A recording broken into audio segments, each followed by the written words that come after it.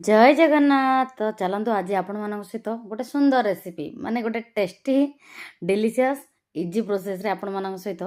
Chicken करी आम Odia style रे बनेकी देखैबी। तो चलतु ये देखो मो पाखापाखि किले चिकेन नहीं नहीं देन ये मुझे पकई नेली देखो हाफ कप दही दही ना तो यहाँ माने फ्रिजर रखी से लगी से दही पूरा पानिया पानिया होगी तार से कंसिस्टेंसी रे नथिला से बाकी चलते से मैरिनेसन को रखी देती आम चिकेन को से अदा रसुण पेस्ट हल्दी पाउडर लंका पाउडर गरम मसला ये सब देकी मैरिनेसन को रखी देती ये देखो ए कढ़े आमर सोरष तेल नहीं सोरष तेल गरम हो सारापर आमर गोटा मसला जीरा ये सब फ्राए हो सारापर देन आमर पियाज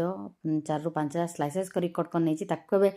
गोल्डन ब्राउन है पर्यटन जमी आप कलर देखुं सेमती है पर्यटन आम फ्राए करवा देन तापर आम ये आड करवा अदा रसुण पेस्ट आम 2टा बड़ टेबल स्पून तापर ये सब कंचा स्मेल गला पर्यटन भल भाजी नेबा तापर एने आड करवा आम कौन कहले टमाटो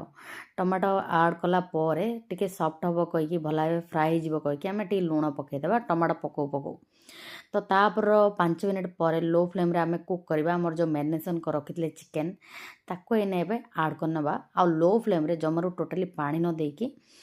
20 ରୁ 25 मिनट लो फ्लेम रे प्रथमे कुक करवा देखो 20 मिनट रू माने 20 ରୁ 25 मिनट लो फ्लेम रे कुक कला परे एइथरे मु आउथरे पुणी पकाउछि आमर दही कहीं भलसे दही हो नाला तापर ये सुखला मसला पकाउछि जेमती आमर बेसिक मसला आड़ा जीरा पाउडर धनिया पाउडर लंका पाउडर हल्दी पाउडर गरम मसला चिकेन मसला देन आमर स्वाद अनुसार लुण तो ये पुणी थे आउे 15 ରୁ 20 मिनट देखो कुक कला आमर चिकेन गुड़ा प्राय प्राय आमर ऑलमोस्ट कुक हो सारा जदि आपको सुखा इच्छा ताहले एमती रखिक खाईपारे नचेत आउरी सुखैकिना सुखा चिकेन करें किंतु मत सुखा दरकार नहीं ग्रेवी दरकार थिला से मुझे 1 ग्लास आमर ग्रेवी हिसाब से पानी नहीं नेली आउ ये लुण पकेवा दरकार नहीं मुझे ऑलरेडी लुण पकई देती मो हिसाब से जी दरकार स्वाद अनुसार लुण पड़ता मो हिसाब से नुह स्वाद अनुसार तो तापर ये आउ 15 मिनट लो फ्लेम रे कुक कला आमर ये चिकेन तरकारी हो जाइए रेडी तो ये बास लास्ट को कस्तूरी मेथी आमर पकई नेबा टिके फ्राए करिकी तो ये आपण मानू इजी वे है ना यहाँ आपण मानू ये चिकेन तरकारी केमी लागला निहाती भाव कहे तो चलते ए बास ठंडा हो सारापर गरम गरमा गरम भात सहित माने आमर अरुआ सहित चिकेन तरकार कॉम्बिनेशन पूरा जबरदस्त आसतु सांग मैंने किए खाइबे आसतु पीढ़ा पकई बसतु